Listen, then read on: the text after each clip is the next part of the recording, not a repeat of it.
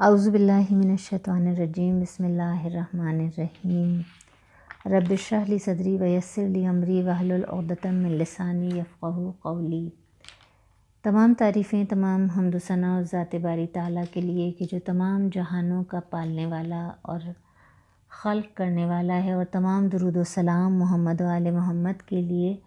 کہ جو وجہ تخلیق کائنات ہیں۔ آج ہم سورہ بقرہ کی آیت نمبر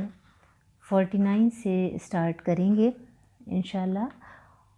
پروردگار عالم ارشاد فرما رہا ہے کہ وَإِذْ نَجَّيْنَاكُمْ مِنْ آلِ فِرْعَوْنَ يَسُومُونَكُمْ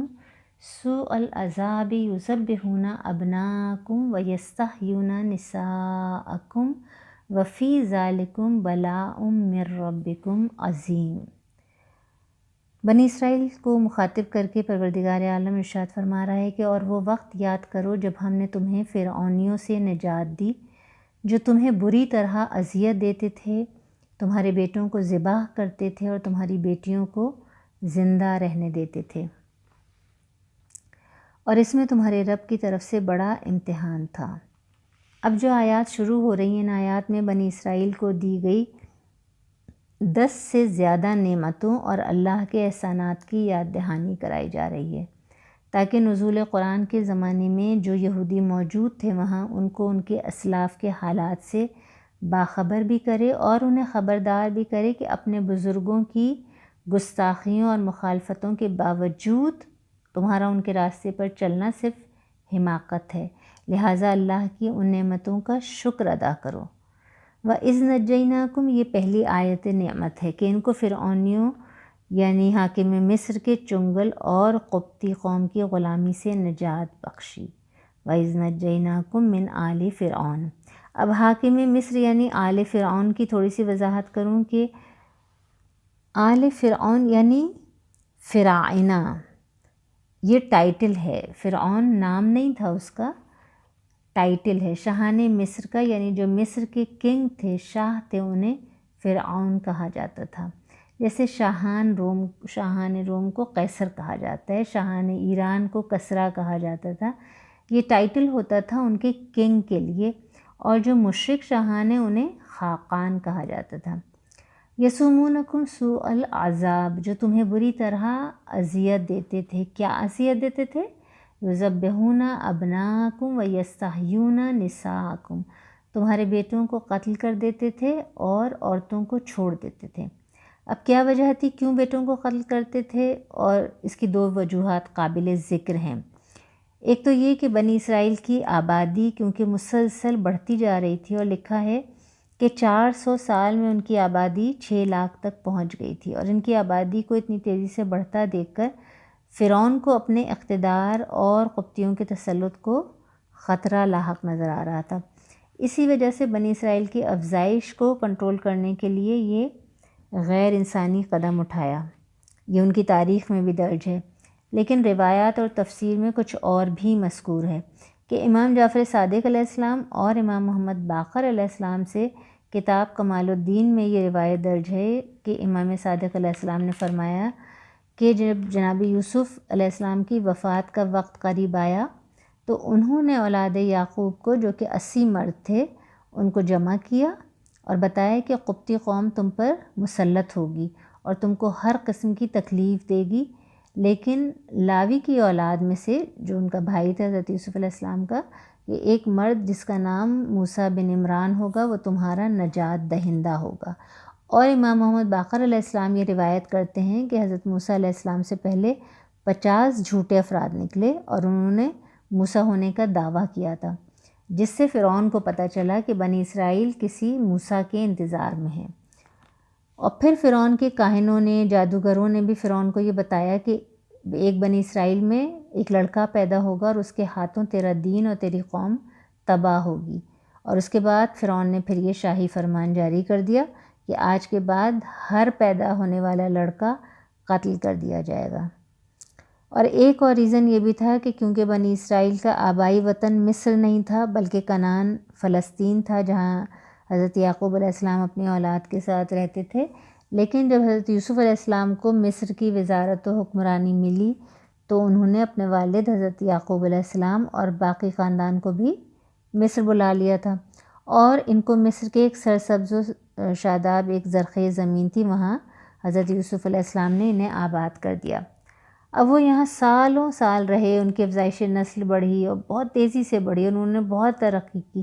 بنی اسرائیل بہت محنتی اور بہت ذہین قوم تھی، لیکن جب فرعون کی حکومت آئی تو اس نے بنی اسرائیل کے ساتھ بہت برا سلوک اور غیر انسانی رویہ اختیار کیا۔ وہ ان سے جانوروں کی طرح خدمت لیتے تھے اور انسانی حقوق تو درکنار،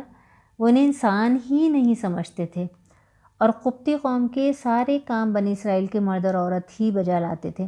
اس کے باوجود جب انہوں نے ان کے بیٹوں کو قتل کرنا شروع کیا تو اللہ تعالیٰ نے حضرت موسیٰ علیہ السلام کو بھیجا اور فرعون کی غلامی سے انہیں آزاد کرا دیا۔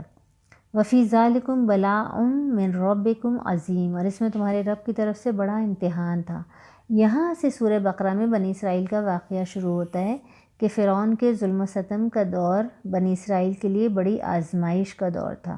اور یہ لوگ ایک نجات دہندے کے منتظر تھے۔ لیکن جب اللہ تعالیٰ نے حضرت موسیٰ علیہ السلام کو بھیجا اور انہیں فرعون کی غلامی اور ظلم و ستم سے نجات دی اور دریائے قلزم بحر احمر سے خشک راستہ نکالا کہ یہ دریا پار کر گئے، اور فرعون کا جو لشکر تھا وہ اس دریا میں غرق ہو گیا، تو آگے کی آیات میں اسی واقعے کو کنٹینیو کیا گیا ہے۔ وَإِذْ فَرَقْنَا بِكُمُ الْبَحْرَ فَأَنْجَيْنَاكُمْ وَأَغْرَقْنَا آلَ فِرْعَوْنَ وَأَنْتُمْ تنظرون، اور وہ وقت بھی یاد کرو جب ہم نے تمہارے لیے سمندر کو شق کیا، پھر تمہیں نجات دی اور تمہاری نگاہوں کے سامنے فرعونیوں کو غرق کیا۔ اس آیہ مبارکہ میں دوسری نعمت کا ذکر ہے کہ جب اللہ تعالیٰ نے جناب موسیٰ علیہ السلام کو مصر بھیجا تاکہ اہل مصر کو توحید کی دعوت دیں اور بنی اسرائیل کو نجات دلائیں، تو فرعون نے دعوت توحید کو مسترد کر دیا۔ جناب موسیٰ علیہ السلام کے ساتھ مناظرہ ہوا، حضرت موسیٰ علیہ السلام غالب آئے، مگر بنی اسرائیل کو مصر سے جانے نہیں دیا۔ یہ پورا واقعہ اس میں بھی بیان ہوا ہے، اور سورہ شعراء میں بھی بہت تفصیل سے یہ پورا جو مناظرہ ہوا ہے حضرت موسیٰ علیہ السلام اور فرعون کے درمیان، وہ سارا واقعہ موجود ہے۔ کہا جاتا ہے کہ حضرت موسیٰ علیہ السلام 40 سال تک مصر میں دعوت توحید دیتے رہے اور ساتھ ساتھ بنی اسرائیل کی سرپرستی بھی کرتے رہے، اور اس عرصے میں فرعونیوں اور قبطیوں کو معجزے پر معجزے بھی دکھاتے رہے، لیکن کوئی بھی ایمان نہیں لایا۔ اسی دوران جناب موسیٰ علیہ السلام کو حکم ملا کہ بنی اسرائیل کو مصر سے راتوں رات لے چلیں۔ وقت مقررہ پر وہ مصر سے نکلے، مگر رات کے اندھیرے میں فلسطین جانے کا راستہ گم کر دیا، اور وہ دریائے قلزم بحر احمر کے ساحل تک پہنچ گئے۔ دوسری طرف سے فرعون نے ان کا تعاقب کرنا شروع کر دیا، مگر اللہ تعالیٰ نے جناب موسیٰ علیہ السلام کی طرف وحی کی کہ اپنا عصا دریا پر ماریں، چنانچہ دریا پھٹ گیا، اس میں راستہ بن گیا، اور جناب موسیٰ علیہ السلام بنی اسرائیل کو لے کر دریا کے دوسرے ساحل پر پہنچ گئے۔ لیکن یہ دیکھ کر جب فرعون اپنے لاؤ لشکر کے ساتھ اسی راستے پر داخل ہوا، جب اس نے دیکھا کہ دریا میں خشکی کا راستہ بن گیا، تو جیسے ہی فرعون اپنے لشکر کے ساتھ دریا میں اترا، دریا کا پانی مل گیا اور وہ سب کے سب دریا میں غرق ہو گئے۔ پھر اگلی آیت میں پروردگار عالم یاد دلاتا ہے کہ وَإِذْ وَعَدْنَا مُوسَىٰ 40 لَيْلَةً ثُمَّ اتَّخَذْتُمُ الْعِجْلَ مِن بَعْدِهِ وَأَنْتُمْ ظَالِمُونَ، اور وہ وقت بھی یاد کرو جب ہم نے موسیٰ سے 40 راتوں کا وعدہ کیا تھا، پھر تم نے گوسالہ پرستی شروع کر دی اور تم ظالم بن گئے۔ ثُمَّ عَفَوْنَا عَنْكُم مِّن بَعْدِ ذَلِكَ لَعَلَّكُمْ تَشْكُرُونَ، پھر اس کے بعد ہم نے تمہیں معاف کر دیا کہ شاید تم شکر گزار بن جاؤ۔ بنی اسرائیل کی تاریخ کے سخت ترین باب کا خاتمہ فرعون کی ہلاکت سے ہوا، اور اس کے بعد پھر دوسرا مرحلہ شروع ہوا، یہ تعمیر و اصلاح کا دور تھا۔ اب ہم آیات کی روشنی میں دیکھیں گے کہ آیا بنی اسرائیل نے اللہ کی نعمتوں کی قدردانی، نئے احکامات کی تعمیل اور حضرت موسیٰ علیہ السلام کی اطاعت کہاں تک کی۔ ارشاد رب العزت ہو رہا ہے کہ وَإِذْ وَعَدْنَا مُوسَىٰ 40 لَيْلَةً ثُمَّ اتَّخَذْتُمُ الْعِجْلَ مِن بَعْدِهِ وَأَنْتُمْ ظَالِمُونَ، کہ وہ وقت یاد کرو جب ہم نے موسیٰ سے 40 راتوں کا وعدہ کیا تھا اور اس کے بعد تم نے بچھڑے کی پرستی شروع کر دی اور تم ظالم بن گئے۔ اب یہاں اس آیہ مبارکہ میں اللہ وہ امتحان، وہ آزمائش یاد دلا رہا ہے کہ جب اللہ نے حضرت موسیٰ علیہ السلام کو 30 راتوں کے لیے کوہ طور پر بلایا تھا، اور پھر بنی اسرائیل کا امتحان لینے کے لیے 10 راتیں بڑھا کر 40 راتیں کر دیں۔ بس یہی ان کا امتحان تھا کہ جیسے ہی 30 دن گزرے اور حضرت موسیٰ علیہ السلام واپس تشریف نہیں لائے اپنی قوم کے درمیان، تو یہ قوم گمراہی کا شکار ہو گئی۔ اور سامری نے انہیں ورغلایا کہ موسیٰ نے تو غلطی کی کہ ایسے خدا کی تلاش میں چلا گیا، میں تمہیں بڑا آسان راستہ بتاتا ہوں۔ اور اس نے ایک بچھڑا بنایا، اور یہ جو کان کے کچے اور کمزور ایمان والی قوم تھی نا، یہ اس بچھڑے کی پرستش کرنے پر آمادہ ہو گئی۔ اب اس بچھڑا بنانے کی تفصیل اب یہاں، کیونکہ ابھی اس وقت اتنا ٹائم نہیں ہے کہ وہ میں سورہ اعراف کی بھی وہ آیات آپ کے سامنے پیش کروں، آپ اس میں پڑھ سکتے ہیں۔ اس سورہ اعراف میں اس کی تفصیل درج ہے کہ اس نے جو بچھڑا بنایا تو اس میں کچھ ایسی سائنس لڑائی کہ اس بچھڑے میں اندر سے جب ہوا گزرتی تھی تو اس میں سے آواز آتی تھی، تو بس وہ بیوقوف لوگ فوراً سجدے میں گر گئے اور اسے خدا مان لیا۔ اللہ کی وہی حکمت آج ہم دیکھیں تو ہمیں اللہ کی آخری حجت امام زمانہ علیہ السلام کی غیبت میں بھی نظر آتی ہے کہ اللہ نے غیبت ختم ہونے کا کوئی وقت معین نہیں کیا، مومنوں کو وقت نہیں بتایا، گو کہ غیبت کتنی طولانی ہوتی جا رہی ہے، لیکن وقت معین نہیں کیا، کیونکہ اللہ جانتا ہے کہ اگر اپنی کسی حکمت کے تحت اگر میں نے اس میں کوئی تبدیلی کی تو ایسا نہ ہو کہ جیسے بنی اسرائیل نے حضرت موسیٰ علیہ السلام کے 30 راتیں گزارنے کے بعد واپس نہ آنے پر گمراہی کا راستہ اختیار کر لیا اور اللہ کی حکمت کو نہیں سمجھا، تو کہیں ایسا نہ ہو کہ امام زمانہ علیہ السلام کا انتظار کرنے والے بھی مایوس نہ ہو جائیں، کسی گمراہی کا شکار نہ ہو جائیں، بلکہ ایمان کے ساتھ اللہ کی آخری حجت کا، اس نجات دہندے کا مومنین شدت سے انتظار کریں اور ان کے آنے کی راہ ہموار کرتے رہیں۔ ثم عفونا عنکم من بعد ذلک لعلکم تشکرون، لیکن بنی اسرائیل وہ ناشکری قوم تھی کہ جسے اتنی گمراہی کے بعد بھی، اتنی نافرمانیوں کے بعد بھی اللہ تعالیٰ کہہ رہا ہے کہ ثم عفونا عنکم من بعد ذلک، کہ پھر بھی اس کے بعد بھی ہم نے تمہیں معاف کر دیا، لعلکم تشکرون، تاکہ شاید تم شکر گزار بن جاؤ۔ یعنی اللہ کی رحمانیت دیکھیے، اللہ کا کرم دیکھیے کہ وہ قوم جو فرعون جیسے ظالم حکمران کے ظلم کا شکار تھی، جس کے لیے اللہ تعالیٰ نے حضرت موسیٰ علیہ السلام کو نجات دہندہ بنا کر بھیجا، جس قوم نے اپنی آنکھوں سے جناب موسیٰ علیہ السلام کے معجزات دیکھے، دریا کا شق ہونا دیکھا، فرعون جیسی سپر پاور کو دریا میں غرق ہوتے دیکھا،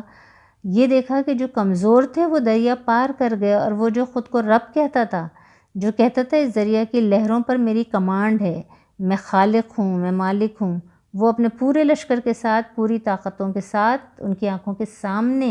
دریا میں غرق ہو گیا۔ اور وہی قوم اندھی تقلید میں اور بت پرستی میں گرفتار ہو گئی، اس لیے ان کا جرم کسی معمولی جرم میں شمار نہیں ہوتا، مگر اس کے باوجود اللہ کہہ رہا ہے کہ پھر بھی ہم نے تمہیں معاف کر دیا، کیوں؟ تاکہ تم شکر گزار بن جاؤ۔ اور پھر اگلی آیت میں اللہ اپنی 5ویں نعمت یاد دلا رہا ہے، اور سب سے بڑی نعمت، وَإِذْ آتَيْنَا مُوسَى الْكِتَابَ وَالْفُرْقَانَ لَعَلَّكُمْ تَهْتَدُونَ، اور وہ وقت یاد کرو جب ہم نے موسیٰ کو کتاب اور فرقان توریت عطا کی تاکہ تم ہدایت والے ہو جاؤ۔ اللہ تعالیٰ نے حضرت موسیٰ علیہ السلام کو جو 40 راتوں کے لیے طور پر بلایا تھا، تو کیوں بلایا تھا؟ کیونکہ کوئی خاص چیز عطا کرنی تھی۔ یہ 40 کا فگر بھی بڑی اہمیت رکھتا ہے۔ آپ کو پتہ ہے نا، ہم جب کوئی وظیفہ کرتے ہیں تو اس کا اثر ظاہر ہونے کے لیے ہمیں اسے کم از کم 40 دن تک جاری رکھنا ہوتا ہے، یا کوئی عامل وغیرہ کوئی چلہ کاٹتے ہیں، کوئی عمل کرتے ہیں تو 40 دن درکار ہوتے ہیں، اور کہتے ہیں کہ 40 سال کے بعد عقل بھی کامل ہو جاتی ہے، تو 40 راتوں کے لیے حضرت موسیٰ علیہ السلام کو کتاب الہی توریت عطا کرنے کے لیے بلایا گیا۔